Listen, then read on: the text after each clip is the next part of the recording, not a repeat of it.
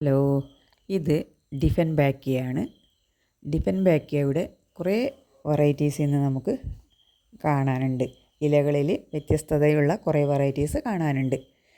ചെടികളെ ഇഷ്ടപ്പെടുന്നവർക്കും അതുപോലെ തുടക്കക്കാർക്കും, ചെടി വളർത്താൻ ഇഷ്ടപ്പെടുന്ന തുടക്കക്കാർക്കൊക്കെ എളുപ്പത്തിൽ വളർത്തിയെടുക്കാൻ പറ്റുന്ന ചെടിയാണിത്. അധിക കെയറിങ് ഒന്നിന് ആവശ്യമില്ല. നല്ലൊരു പോട്ടി മിക്സും അതേപോലെ ഇടയ്ക്ക് കുറച്ച് വളവും നൽകിയാൽ നല്ല രീതിയിൽ ഇത് വളർന്നു കിട്ടും. ഇതിൻ്റെ ഇലയുടെ പ്രത്യേകത പറഞ്ഞാൽ ഇത് ചെറിയ ഇലയായിരിക്കുമ്പോൾ അത് ആ ഇലക്ക് കൂടുതലും കളറ് ഗ്രീനിഷ് കളറാണ് കാണുന്നത്.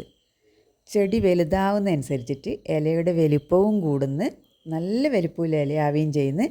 അപ്പം അതിൻ്റെ കളറും മാറുന്നു. അപ്പം ഗ്രീനിഷ് കളറ് അതിൻ്റെ ബോർഡർ കൊടുത്ത പോലെയാണ് പിന്നെ കാണുന്നത്. അതിൻ്റെ ഉള്ളെല്ലാം ഒരു യെല്ലോയിഷ് കളറാണ് കാണുന്നത്. നല്ല ഭംഗിയാണ് കാണാൻ. ഇത് പോട്ടെല്ലാം ഇങ്ങനെ നിറഞ്ഞിട്ട് നിൽക്കുന്നത് കാണുമ്പം. അപ്പോൾ എൻ്റെ കയ്യിലും 2 പോട്ടിൽ ഉണ്ട്. അപ്പോൾ ഒരു പോട്ടിൽ നല്ല തിക്കായിട്ടുണ്ട്, ഫുൾ പോട്ടായിട്ടുണ്ട്. മറ്റേ പോട്ടിലത് ഇങ്ങനെ കുറച്ച് ചെടി ഒന്ന് നീളം വെച്ച് പോയിനി. പക്ഷേ അതും നല്ല ഗ്രോത്ത് ഉണ്ട്, വലിയ വലിപ്പത്തിലുള്ള ഇലകളാണ്. നമ്മളൊരു കൈപ്പത്തീനെ കാട്ടിയാലും വലിപ്പത്തിലുള്ള ഇലകളാണ്.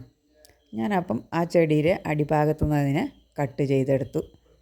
കട്ട് ചെയ്തെടുത്തതിന് ശേഷം ഞാനതിനെ ചെറിയ 2-3 പീസാക്കി. അങ്ങനെ ഞാനൊരു പോട്ടിൽ കുറച്ച് നല്ലോണം പോട്ടി മിക്സ് നിറച്ച് ആ 3 പീസിനെയും അതിലേക്ക് വെച്ചു.